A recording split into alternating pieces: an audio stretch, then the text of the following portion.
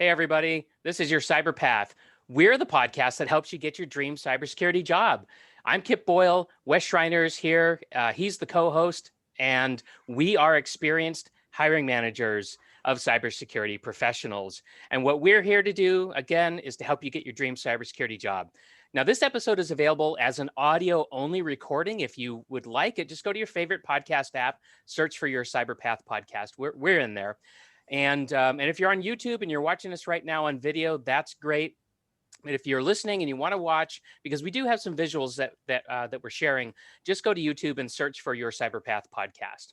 Okay, so this is an episode in a series that we're producing and delivering to you, and it's designed to tell you all about the way that cybersecurity organizations are put together. There are a lot of jobs, a lot of different services in a lot of different areas, and we want you to know what they all are so you can figure out, hey, where do I fit into all this? Where am I going to be happy?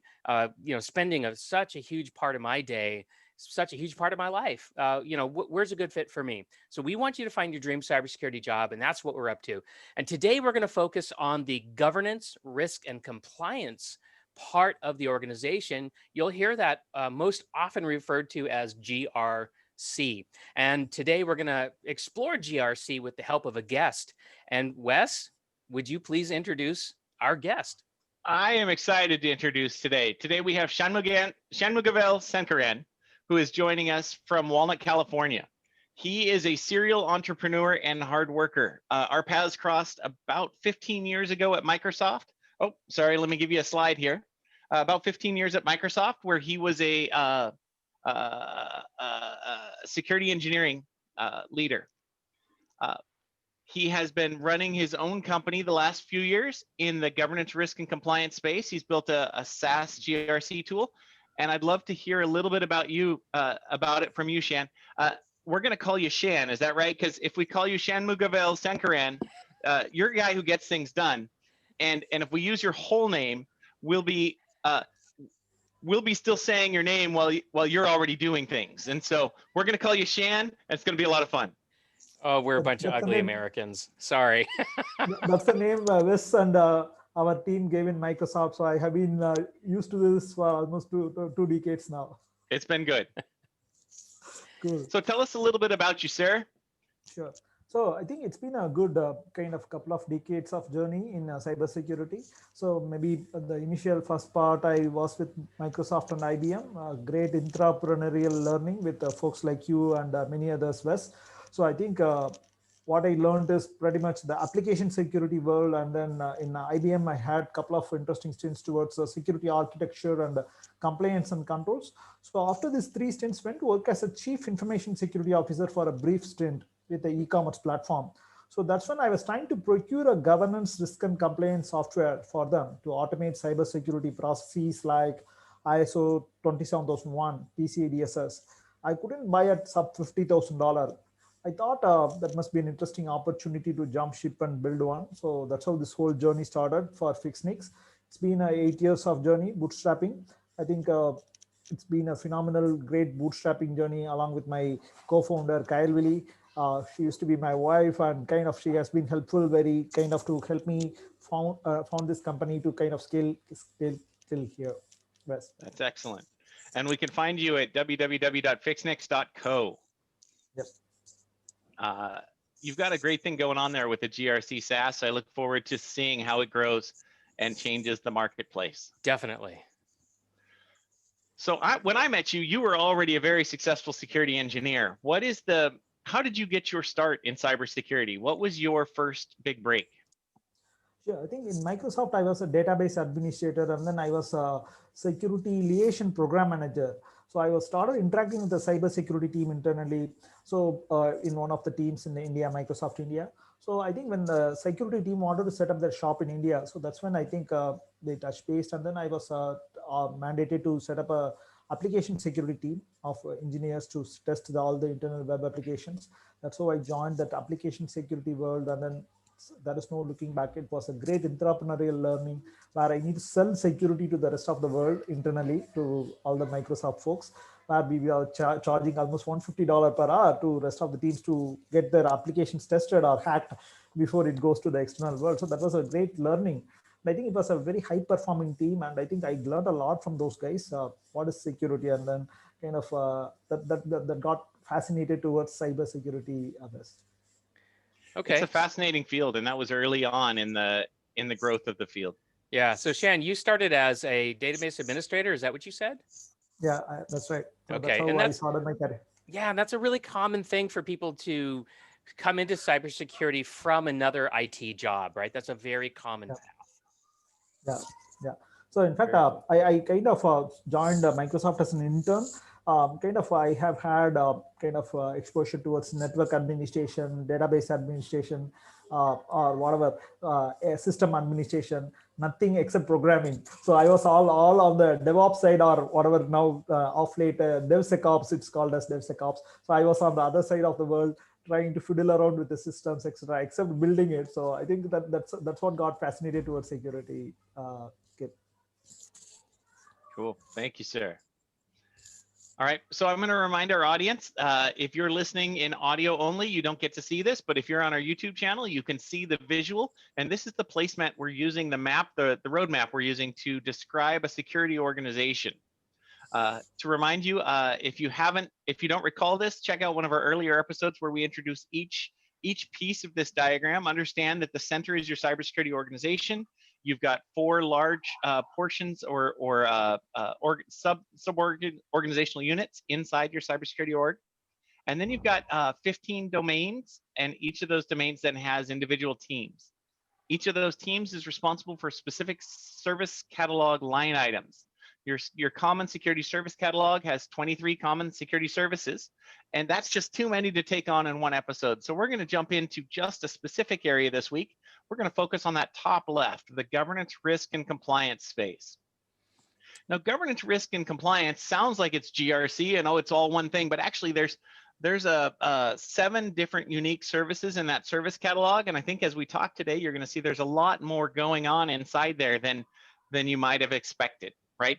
I think there's a lot of job opportunities in there, and I like to make this simple for you. So governance, risk, and compliance. This is the Christmas season here at our house, and it's time to hang Christmas lights. And so governance is, how much money did I spend on my Christmas lights?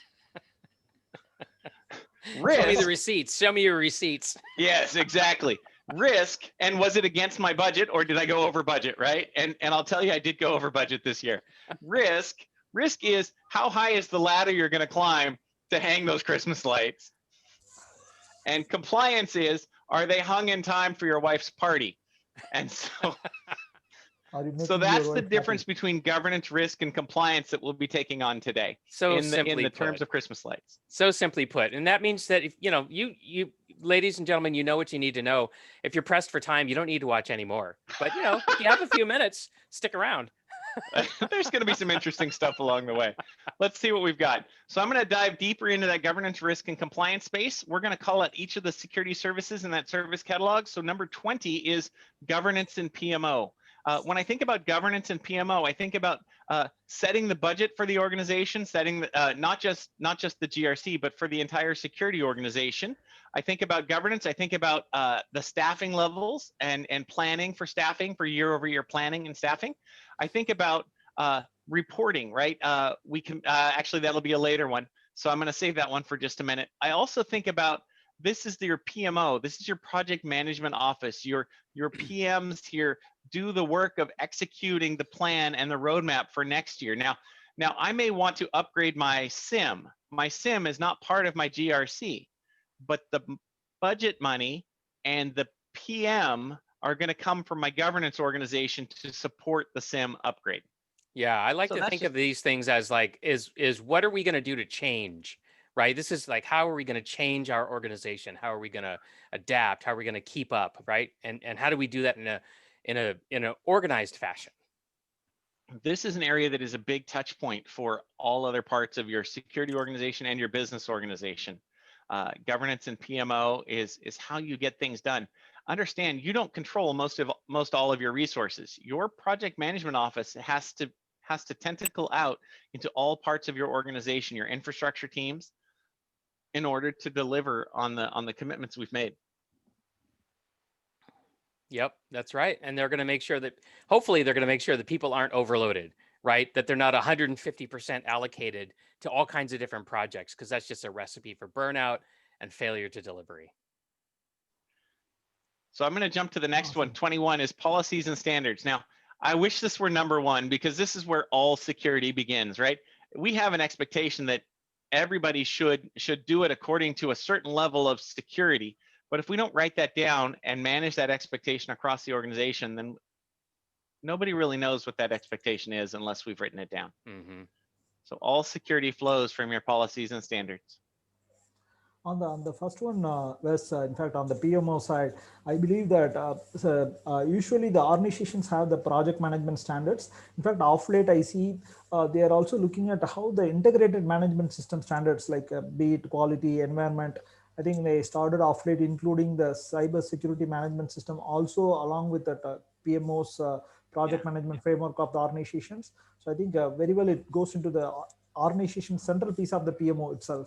Not necessarily have a PMO inside governance. It's like it's becoming part of the central, the CXO dashboard itself. If your CEO is looking at a dashboard, so how are there are 4 or 5 metrics which is going from the cybersecurity world, which is becoming part of his daily reviews or whatever monthly or quarterly reviews. So I think that plays a huge role by the PMO contributing to those metrics. Wes.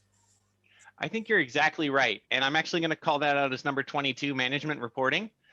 That's where your security analytics function is going to live, where we're going to be gathering data from all over the organization.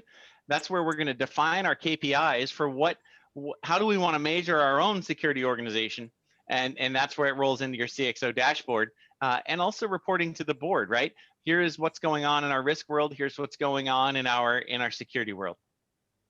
Yep, that's right. So in fact, on the policies and standards, it's a big ocean of like starting from ISO 27001. If you look at North America, it's like NAST to CAS, many different bodies. For healthcare, there is a HIPAA. For payment card industry, there is a PCDSS. So every industry has their robust standard or regulation, which is governing this policies and controls, how we can assemble all of that, and which can come very handy when it comes to assembling the rest of the processes of this. Makes sense. You're right. There's a lot of organizations and bodies and standards that speak into what's our appetite for risk and how are we going to write that down in our policies. That's right. So I'm thinking a little bit about this management reporting, and a question that we've come across over beers in the past is, how do you measure the success of a security organization? What are the KPIs, the key performance indicators that you would use to measure success in a security org? Shan, you've been doing this at a lot of companies. Do you have some thoughts on that? On the management reporting, certainly yes. So in fact, people usually think that it's the management reporting is just about getting some of the cyber security things like risk register or asset register or incident register. So it's much beyond that. So it's kind of off late it has evolved. So now there are tools like threat intelligence, security incident and event management. There are a phenomenal set of tools which is off late contributing to even the overall cybersecurity posture of the organization, which is becoming part of the management reporting. How often they are finding more incidents, whether it's anything going beyond above threshold. So whether they have this covered as part of their business as usual, and then kind of able to identify, mitigate. It's not just about identifying and mitigating. So can they be proactive in handling incidents which are kind of prevalent in the industry, so that they can be prepared without even getting to handle one. So those kind of things are becoming part of this whole management reporting, that there are phenomenal set of systems tools from almost all parts of the cyber security world. Products are contributing, feeding to this overall management reporting. I think GRC as a kind of a system is playing some role, plugging or taking inputs from multiple of these components. Based on the threshold value, it is getting those data and then able to showcase that okay, to give a good cybersecurity posture of the organization to the CISO, very in particular, Wes. Interesting. Kip, do you have some thoughts on that? Oh God, yes. Okay. I think we found a hot button. Yeah, I just want to share one one idea here, okay? And that is what you report is very much driven by who your audience is. And you've really, I've struggled with that, to be honest with you. For the longest time, I thought that that my reports should be more universal, right? That everybody should really be looking at the same things as much as possible. And what I realized was, that's okay, but really it's going to be a lot better if you just focus on who your audience is. And I'm going to give you one specific example, one specific use case. So I've had people tell me in the past, well, we should tell the CEO, we should give them metrics on how often we're attacked. And I'm like, okay, what does that mean? Like, well, let's go to the perimeter firewalls and let's go ahead and just show them, how many packets we're dropping every day because we think that packet is, associated with some kind of attack or prelude to attack or something like that. And my initial reaction was like, no, that's ridiculous. Like, we can't demonstrate anything about something that we don't control. Like, we don't control how often we're attacked, right? So why would we report on something that we have no control over? Because people might ask us to fix it. It's like, we can't fix, who attacks us.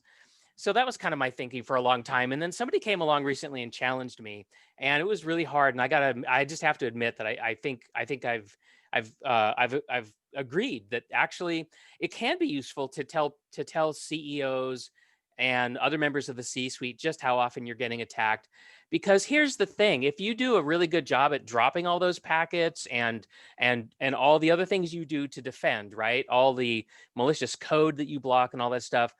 If you do a really good job, then nobody thinks there's a problem. Nobody thinks there's a problem at all. They think that you're just running around consuming budget. So you've got to show them the problem, right? That you're here to address. And so I've completely come 180 degrees off of my original attitude about that. And I actually think that that is a really great way to help paint a really rich picture for the people that you're trying to serve, the folks in the C-suite. So anyway, there you go. There's my little rant.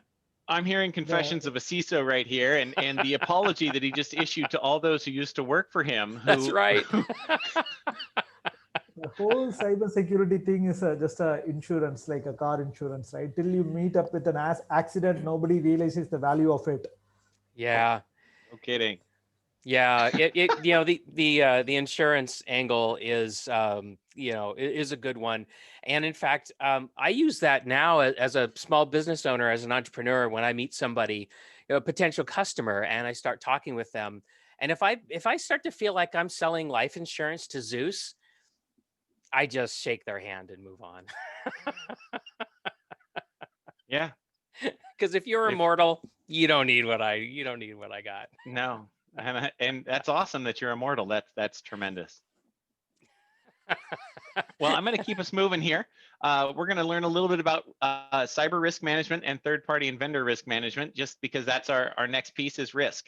Understanding risk, I think a little bit about a risk is a violation of our known security policies and standards. Now, there may be a violation of what might be an industry best practice, but if it's not codified as a policy and standard, then I can't really record it as a risk on my risk register. That doesn't mean it's not a risk. It means I need to update my policies and standards and then capture the risk, right? That's what that means. Now, your risk management organization focuses specifically on cyber risk and has a measure, a 5x5 scale or a 3x3 scale of high, medium, low. It's going to quantify those risks and qualify those risks in a cyber world, but then we're going to roll that up into enterprise risk. That's the larger risk organization owned by your enterprise risk VP, separate from cybersecurity. Now, that enterprise risk owner is going to have the same 5x5 or 3x3 scale, but they're measuring it against life and death. They're measuring it against, did somebody drive a truck into the front of my store and kill several of my staff, right? And sometimes the database protection isn't the same as protecting a human life.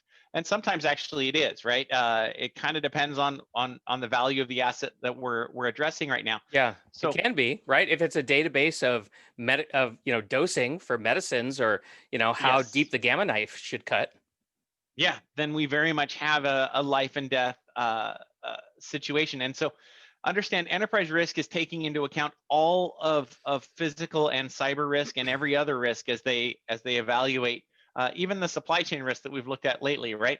What is my supply chain, and is my supply chain using inappropriate labor? Is my supply chain pulling from war-torn countries that maybe are not approved in for trade at this time, right? So they're looking at enterprise risk at all levels, and cyber risk is just one of maybe 15 different candidates for risk that they're looking at.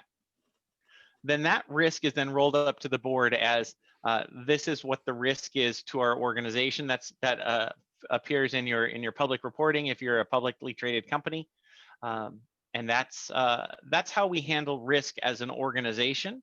Understand that all risk comes from violations of policy, and all policy can be changed as needed in order to capture those risks.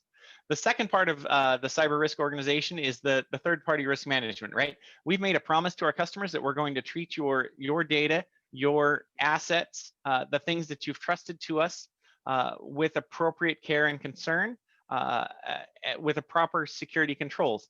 And we have that same expectation for our third-party and fourth-party companies that do business with our customers through us, right? And so if we're going to trust your data to someone else, we have an expectation that they're going to treat your data with the same quality of protection that we as our company do. Would you add anything to that? Yeah, I completely agree to that, Wes. It's like cyber risk is a kind of a very big ocean now. In fact, there are a good amount of products kind of focusing on the different aspects of cyber risk itself. There are products to quantify. There are products who are looking at that the enterprise risk aspect of it. There are products looking at the IT risk aspect of it. So let's try to take a look at what is IT risk, enterprise risk. Enterprise risk is mostly an organizational level risk, where even whatever is impacting at an organization. So it's like whether they have covered it for the future of that organization in case if there is a big pandemic or a disaster occurs. So those kind of risks. So whether they have planned for it, or in case if they have not planned, what is the kind of risk they are kind of accounting for, and then planning for it to kind of handle it at least for the future. So IT risk is pretty much be it a web application security to patch management to multiple other different things. So there are different models for both this enterprise risk as well as IT risk. In fact, in our product, so we kind of certainly have products out of our platform for all of this. In fact, in particular risk, in our risk product, we kind of have different risk scoring algorithms for both IT risk, enterprise risk. For example, web application security risk, we have a OWASP risk scoring. Patch management risk, we have a CVSS scoring model. So, and then for whatever general risk, we have a DREAD scoring for framework. And then there are quantitative way of scoring, qualitative way of scoring, asset-based risk scoring. So there are multiple ways the enterprise risk can be scored and then kind of can be brought into the risk register. Once after all different categories of risk is brought into the risk register, then comes the team which is supposed to be fixing it, providing a mitigation, and there is a management team reviewing. It's a big ocean, and I think people have been very successful doing this through Excel. The biggest missing piece is they are not able to really kind of collaborate with the rest of the business functions when they grow. So if they are kind of a mid-market or becoming towards growing towards an enterprise, they are having a kind of a phenomenal growth. That's where I think they are not able to catch up maintaining this risk register, bringing both the IT aspect, enterprise aspect. I think that's where products kind of, or even people, seasoned people who kind of can have an hang of the risk systems can handle it thus. Yeah, I want to say something about that last part about, as companies grow, right? They begin as as startups, and then if they do well, they become a mid-sized organization, and then if they do really, really well, they become an enterprise. And one of the things I've noticed about risk management is most of the available frameworks and approaches are very large enterprise, suited. In other words, mid-market companies, small companies, it's very, very difficult for them to adapt some of these, larger risk management frameworks. And so a lot of them just end up sort of doing a lot of shooting from the hip, a lot of, qualitative risk assessment, or they just sort of, say, well, I'm just going to pay attention to what I read in the headlines, or I'm just going to do what Cisco and Microsoft tell me to do, or whatever they think is the priority. That's what I'm going to make my priority. And so if you're working in a small or a mid-sized organization, I think that's a huge challenge for you, is to figure out what your risks are, because you're just not set up for to be able to work successfully with a lot of these existing frameworks. In fact, I'm one big person differs with my GRC industry. I don't sell like the rest of the industry that, okay, in case you don't use our product, you guys are going to have a huge issue. So you are able to automate your existing business processes with an Excel. I think you are good to go. So you should have a basic system which is covering all of these different pieces and parcels of governance, risk, and compliance. So risk, you are able to maintain a risk registry with an Excel, and then able to sophisticated manner, you are able to mitigate it or review it with a management perspective. So I think you are good to go. So only thing is you need to do it on a very religious manner, and then regular reviews with the management, and then publish it, and kind of everybody should have an access, and they should know that there is a process for it. So kind of tools are here to enable the processes. It's not the other way. People kind of buy the tools and then try to figure out the process, which should not be the case. Yeah, but I see that happen a lot. And we can't let that happen. Thank you very much for risk. And Shan, thank you for calling out that there's different sources of risk and different ways of measuring risk depending on where the risk comes from. And then lastly, reminding us that there's a remediation function, right? And just to tie that back into our governance piece, if we have a risk-driven security organization, then we're going to identify risks, we're going to put them on a risk register, we're going to prioritize and curate that list until we get to a top 5 or a top 10. Then as we build our plan for the years following the roadmap for next year and the year after, we're going to prioritize projects that will remediate those risks, right? Those top risks. And so that's really how we go from risk register, we wrote it down, to how we're remediating, resolving, and getting risk turnover, and we're getting the velocity of risk turnover that we want to see in our organization. Velocity, I love it. Yeah, there's certainly a kind of people have a different calculation models incorporating velocity also. This is brought a nice point. So today I just went out. I think this is my COVID-19 risk register. Kind of people got me kind of the COVID-19 juice, the traditional Indian way of fixing the COVID-19 protection mechanism. This is my risk juice of COVID-19. Your hot tea? Please. Yeah. Kind of. Outstanding. I'll drink my tea as well. Thank you. I'm all out of tea. Dang it, I didn't make enough. Unlucky. Unlucky. So we'll keep moving and see if we can get Kip back to his cup of tea. The next one is compliance. Go ahead. You mentioned about you mentioned about the third party, right? So the third party, in fact, there is this third party where, for example, Apple have outsourced to Foxconn. When they have outsourced to Foxconn, and even when Foxconn screwed up on their employment kind of issues, so the kind of people have really issues around handling that mess, right? And then Apple's stock went down because of that, the workplace practices of Foxconn, which is a really kind of not so good thing. So all the companies have now, because of this environmental, social governance, many other indices and practices, they are trying to look at all their vendors or even third parties to make sure that whether they are following all those things rightly. So particularly in cybersecurity, I'm outsourcing to somebody, so whether they are handling my data right. So Microsoft has come up with a very nice thing called SSPA, which is a kind of their own GDPR ISO 27001. where they are looking at almost all the seven. I think I was told Microsoft has got 70,000 plus vendors across globe. So they are looking at almost all of them to kind of comply towards this ISO, this their own SSPA, where there is a huge amount of insistence for be it cybersecurity or even privacy. So I think they are trying to do nothing but a vendor risk or third party risk, trying to make sure every one of them who were having some touch point with Microsoft or their data or their systems or intellectual property, they are trying to cover. So I think it's a huge thing which has evolved over the period of time now. I think it started with I think almost the kind of a lot of this Foxconn kind of issues where Apple stock went down because of Foxconn, because of Apple don't have real direct impact towards that, but they have been building it through Foxconn, right? So I think SSPA is a very nice thing where they have close to 56 control in Microsoft world, and the pretty much it's called Microsoft's supplier security and privacy assurance is the expansion Thank of you. SSPA. Yeah. Supplier security privacy assurance. Yeah.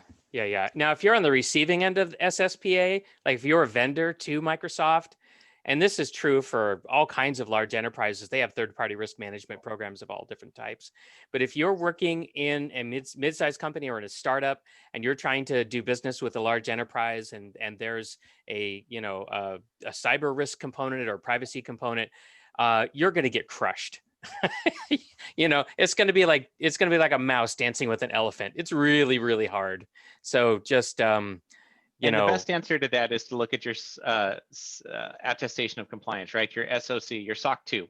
Once you've got a SOC 2 in place, you've got an attestation that says we perform the way we say we perform. We have a third-party attestation of that, and we can move on to the next question. Sometimes that's a fast pass. Yeah, sometimes it is. Well, I could do a whole episode just on that topic, but I won't right now. I'll let you keep going, We're going to save that for another day. I do want to jump into compliance because compliance is a small little line here that's actually a really big part of our organization. We have government accountabilities, we have industry accountabilities, we have client accountabilities, customer accountabilities, and each one of those accountabilities is a compliance requirement, right? What are the common compliance requirements? Sarbanes-Oxley or SOX is one. PCI or PCI DSS is your payment card industry compliance. You might have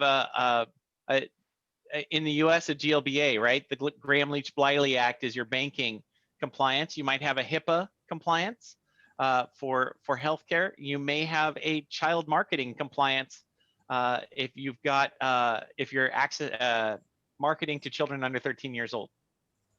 You may have CP&I if you're in the call data record space or telecommunications, and you may have a FedRAMP or FISMA if you're working with the federal government.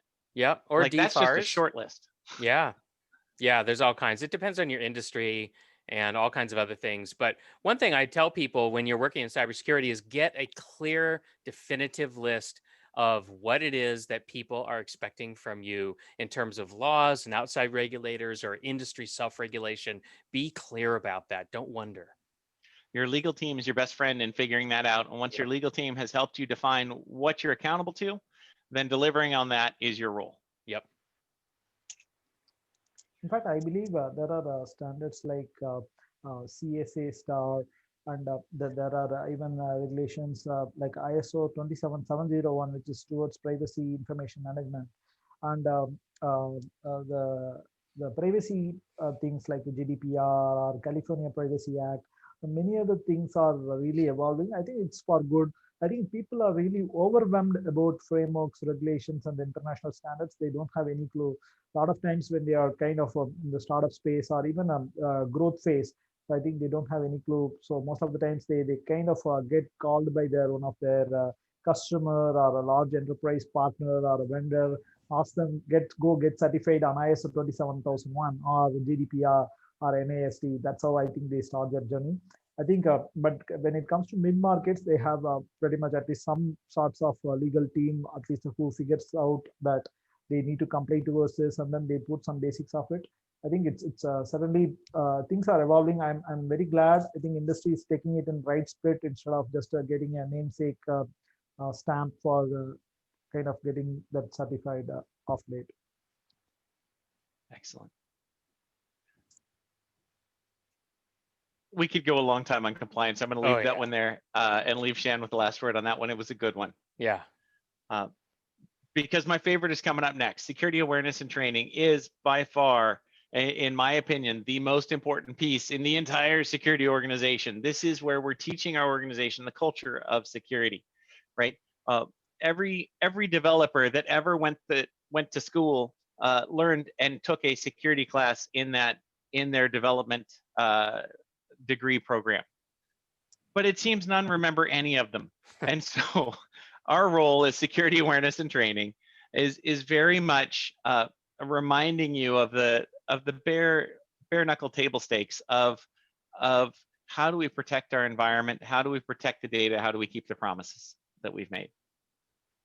So awareness and training are two different functions. Training is very much a classroom or an online learning.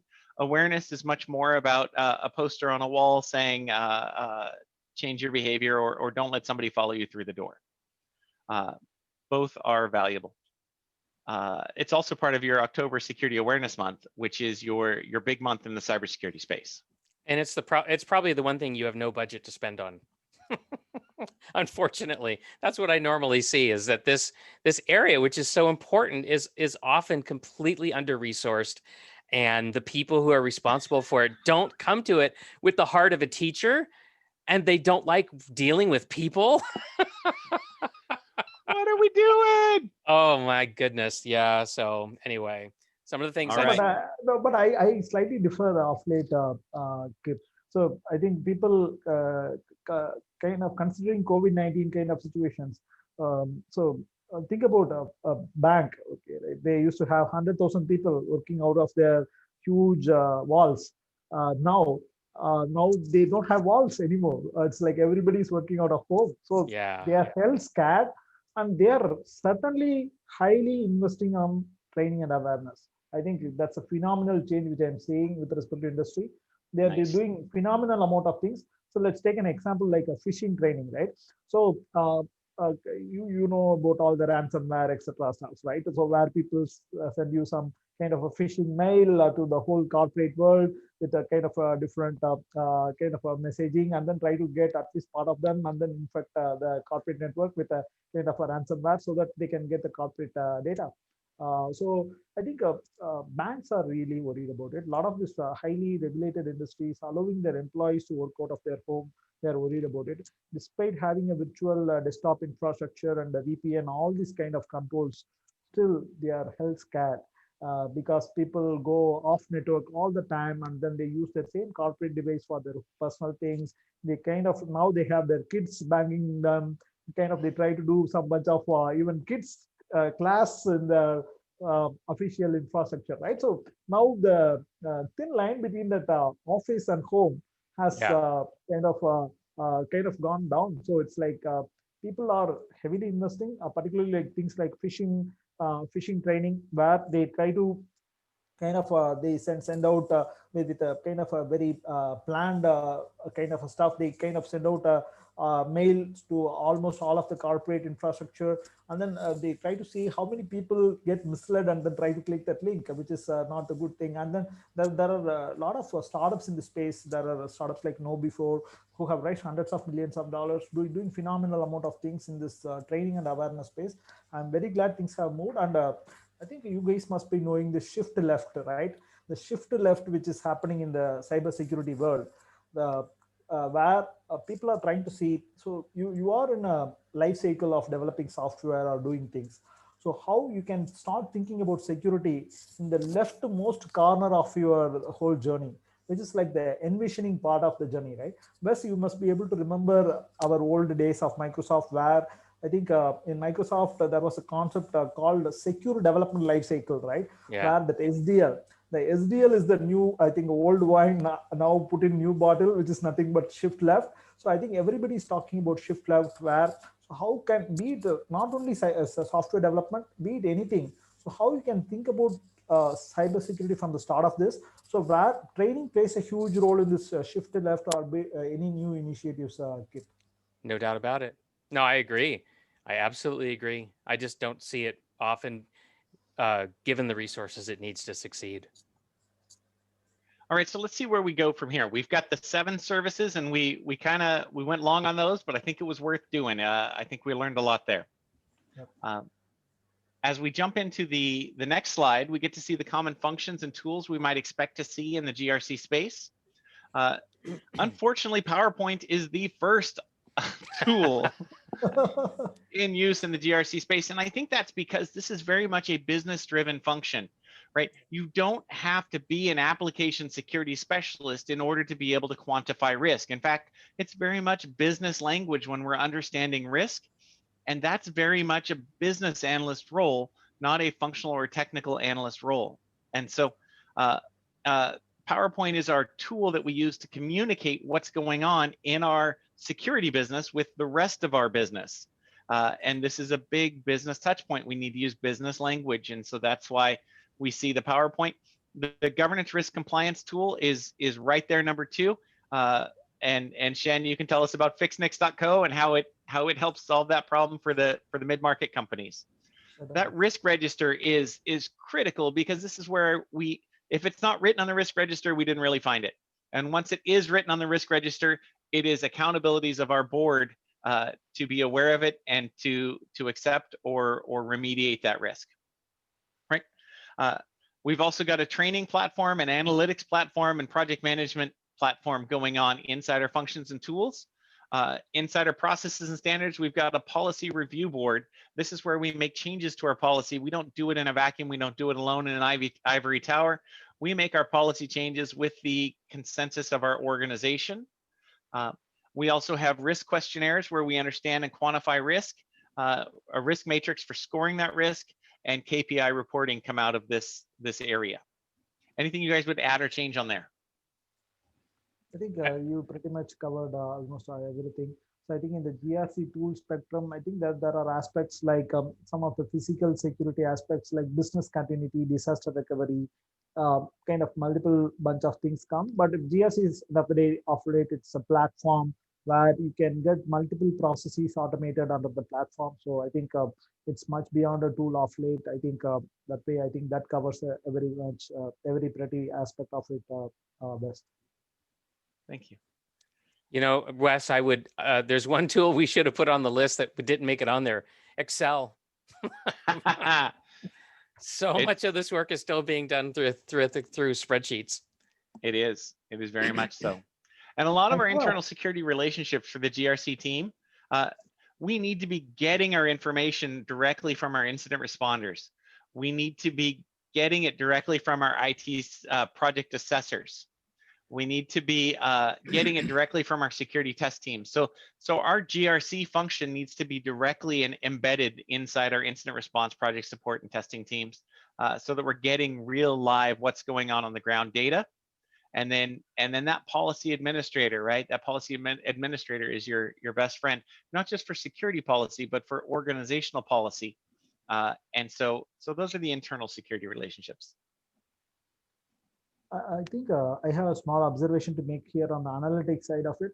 So analytics means usually as a cybersecurity person, we usually think about the SIM aspect of it, security incident and event management, and bunch of how we can get the logs out of this multiple cybersecurity investments and then kind of correlate and then present, etc. stuff. But of late, I think analytics, the machine learning, artificial intelligence kind of systems or tools or components are built on top of the core GRC platform itself. We have done that. When we did it. I think we were certainly having no kind of role models in the industry to kind of see how we can apply artificial intelligence, machine learning in GRC platform. But we went ahead and did it for audit management and risk management. So how the analytics on top of audit can help the teams plan audits. So when we are able to predict future audits, saying that, okay, there are going to be findings in this area, there are more issues going to be from this particular location. When we make a good bunch of those kind of predictions as a dashboard, and in a platter, an organization as part of the dashboard, organizations are able to use it in a phenomenal way for their audit planning activities. So the same applies for risk. when we are able to present a multiple bunch of this risk predictions about which risk scoring model they will be using, which team will have more risk, and which team, which mitigation models we will be using to handle more of the risk in this first quarter of the next year. Some of these kind of predictions when we are able to make. So these predictions kind of get more accurate as we kind of grow the data, historical data. But kind of when we start making this prediction, it comes very, very handy for the original risk team or audit team with respect to planning for their future, which functions they should be auditing, which functions they should be doing more of risk kind of assessments. So I think that analytics aspect has phenomenally kind of come in and then changing the overall governance risk and compliance landscape. You have made a very, very nice point there. Very cool. I'm going to jump ahead here to the enterprise partnerships that we might see out of the GRC organization. And I think this is probably the item I want to highlight. I think we highlighted it with our PowerPoint as well. Your finance team, your legal team, your vendor management, and your physical security are all going to be key enterprise dependencies we're going to have from our governance, risk, and compliance space. We're going to have strong partnerships with our board and with our C-level executives, because this is where the risk reporting happens.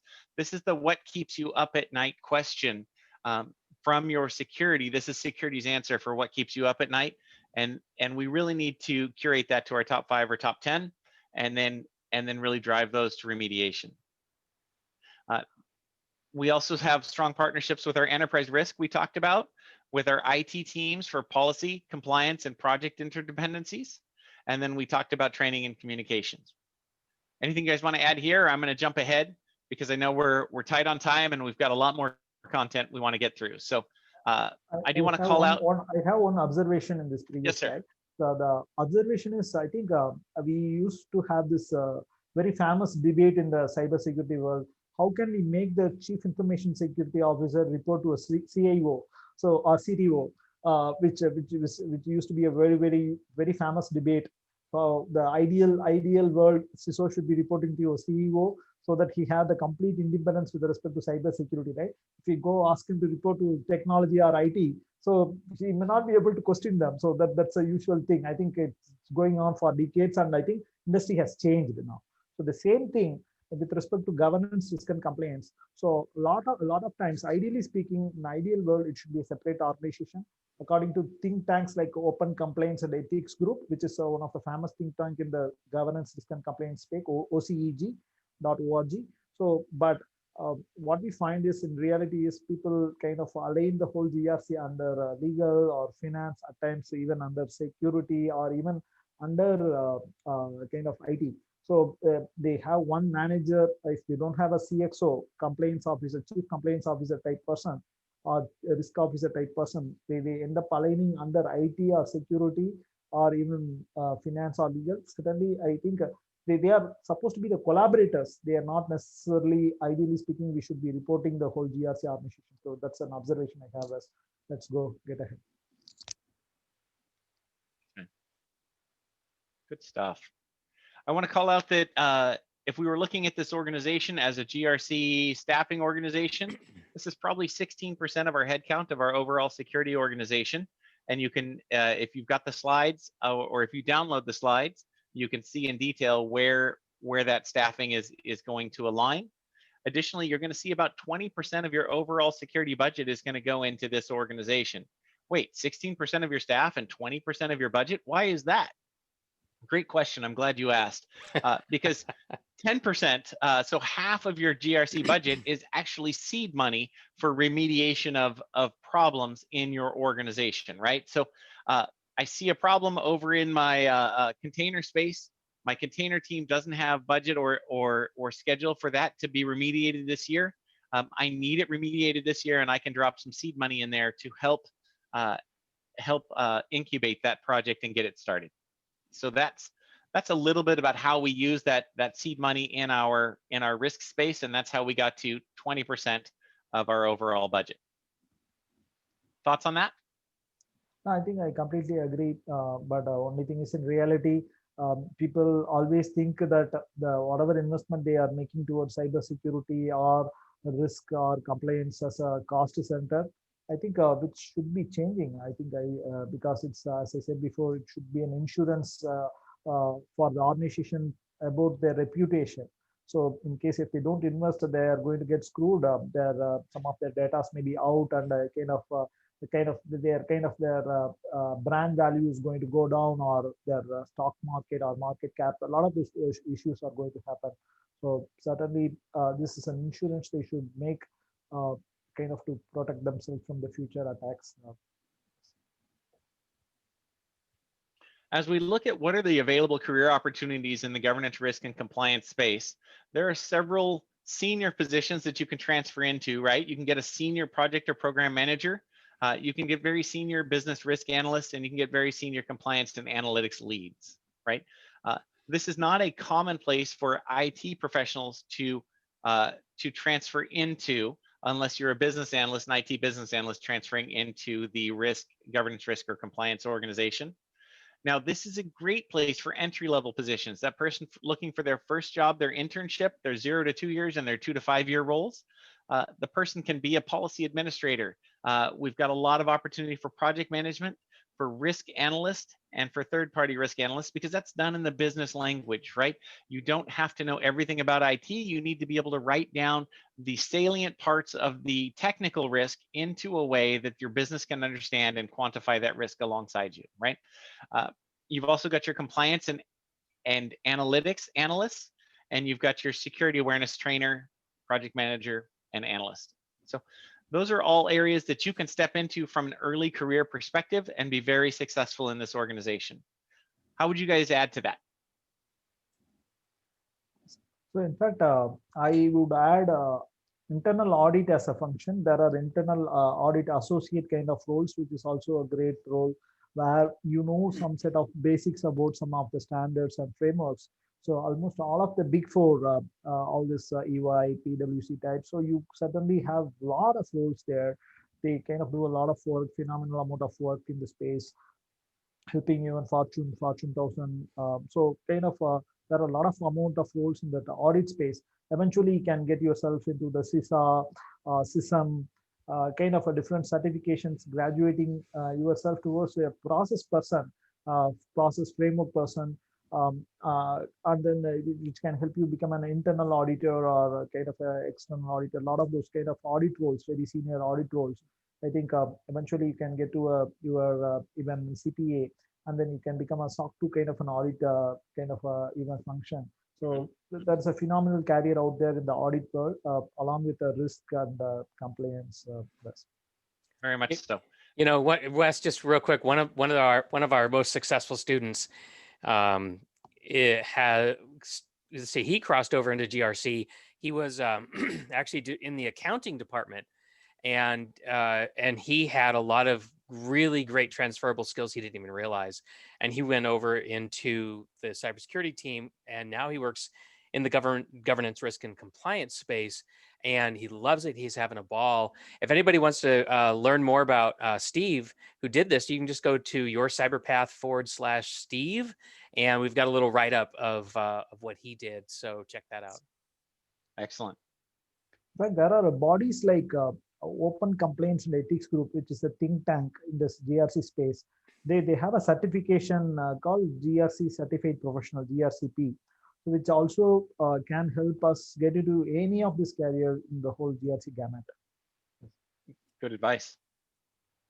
Thank you. I don't have that one on my radar, so I'm glad you brought that up. All right, so Shan, this is our chance to get to know you a little bit further, right? What have been the keys to your career success along the way? What has helped you be successful? You mentioned your wife. Yeah. You mentioned a lot of hard work. What else would you add to that? So I think one part of the journey was kind of we never had much precedence in the industry when we started out. So I think particularly I think I started the company out of India, and in fact it was one of the toughest place to secure venture capital. So I kind of put all my eggs in one basket and kind of mortgage my house to raise a seed from government of India. Kind of did a lot of this crazy. You sold your house to start your company. That's phenomenal. yeah, I became officially the entrepreneur who sold his house when we raised a small round. That was really crazy. I will not recommend, in hindsight, I will not recommend that route. It's certainly a kind of a huge roller coaster, emotional roller coaster. But in case if you guys want to get in, so just try to keep perseverant and passionate about the problem. It's not that you are going to find out something, some light in the tunnel in a year or two. So when you are signing up for something, at least sign up for something for 3 years or 4 years. If you are in your early 20s or mid 20s or early 30s, I think that's the best time you try to start something. So at least even if you try something for 3 years or 4 years, something doesn't work out, you can go back to industry. Nothing kind of hits you a career path. So people respect, at least in North America, people respect that you have went work with a startup or pursued something. You have that huge learning curve. You have tried building and it didn't work out. So now you can bring that entrepreneurial passion back to the corporate world. That's how I think people see that. So always try to see how you can perseverantly solve some of the problem. Don't give up. Plan for a marathon. Don't plan for a sprint. Is what my recommendation is. And also, kind of with respect to capital, capital is always is a very big challenge. So try to see how you can bootstrap through service. So you are already equipped with some of the skills in governance, risk and compliance space, like auditing or compliance risk, etc. stuff, to try to see how you can serve the clients as a kind of in the some of the standards implementation space or whatever. There are multiple plethora of opportunities. Try to see how those services can feed you, where you are going to kind of build some of the products using that seed money which is coming to the services. That's how the way you can build up your entrepreneurial pursuit in case if you want to take up that route. Otherwise, even if you are to pursue a career route, so try to see how you can differentiate yourself. Try to keep learning about new standards, new regulations, or new verticals in the whole GRC gamut. So I think I'll just give an example of financial services. Financial services world have people usually think that the payment card industry standard is the only cybersecurity standard. But you think about the blockchain industry or crypto industry, there are plethora of cybersecurity standards have come in because of blockchain and crypto. They are just in the financial services gamut. So you want to focus on it. You kind of can do phenomenal amount of things by being a cybersecurity person in the blockchain industry or in the crypto industry. It's called the whole gamut is called fintech, right? So you just we say keep learning, keep up your learning curve, even if you are on the corporate path. Is my kind of recommendation. I think my kind of humble I think kind of observation about our own journey, or we are still moderately successful. We got recognized by Gartners of the world, but still we have a long way to go. I think we have been keeping our chins down and keep focusing on kind of how we can keep reiterating whatever little less amount of capital resource we had. We kind of continued, keep shipping. We shipped totally 7 iterations of the whole platform. We have now 12 products in the platform, and kind of we are trying to make the dent. I think now the industry is trying to follow that whole software as a service business model. I think we are really very pleasant about that everybody is trying to follow something which you have pioneered. So that is the one thing from our journey which I want to share with us. Thank you. And what do you know now that you wish you knew then, right? If you could go back 20 years and tell young Shan something else, what would it be? What wisdom would you give yourself? Maybe I think don't go by the usual fancy company brands. So maybe I think you and me wouldn't have met working along in the Microsoft world if I know the secret. So I think go see in case if there's an opportunity to go work for a startup is what I would have taken in case if I kind of knew this before. Where working for a startup, I think it gives you a huge. It's kind of a mini MBA. You work for a startup for a year. It's a kind of a 2-year, $100,000 MBA. That's how I will put it. It can be a random startup out of India, or it can be a phenomenally funded startup out of Silicon Valley. It can be anything. Go work for a startup, early stage startup. You kind of are going to have a phenomenal amount of learning. I think that I would redo that differently in case if I were to come out of school now. Yes. It's good advice. Thank you, Shan, for joining us today. Your wisdom has been fun to listen to, and you've added a lot to the conversation. I appreciate it very much. Thanks, I thanks, want to close out today with these 3 key takeaways, right? Security GRC has some great early career opportunities. Security policy is the start of all things security, and this is a really important touch point for our business and our organizational leadership. Next time, we're going to dive into product security, and I really hope you can join us for that because it's going to be a lot of fun. Oh yeah, for sure. Shan, thank you so much for being here. Indeed. I really appreciate the contribution that you made to the material that we've looked at today, and I'm sure that our audience is going to understand it much better because of what you've shared. Well, folks, if you like our podcast, then we've got a free guide that I want to point out to you that we put together and that you might want to get your hands on. It's called Play to Win: Getting Your Dream Cybersecurity Job. And you can actually see an excerpt of it here on the slide on the screen, along with the URL that you can go to retrieve your own copy. What it does is it says, look, a lot of people like playing capture the flag. Do you know you can actually borrow the whole capture the flag mindset and skills to actually go and get your dream cybersecurity job?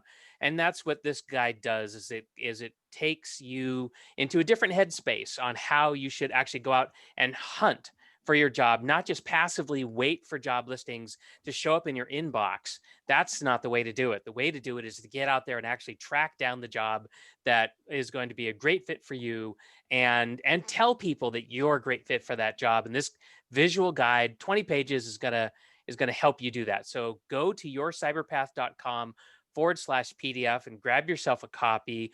Take a look at it. Tell us what you think. If you think it's missing anything, I want to hear from you. If you like it and you think it's just right, let me know that too. Just would love to hear back from you either way. But that does it for today's episode. Thank you so much for being here. And I just want you to remember, you're only one path away from your dream cybersecurity job. See you later. Bye all. Thanks a lot, Kip. Thanks, guys.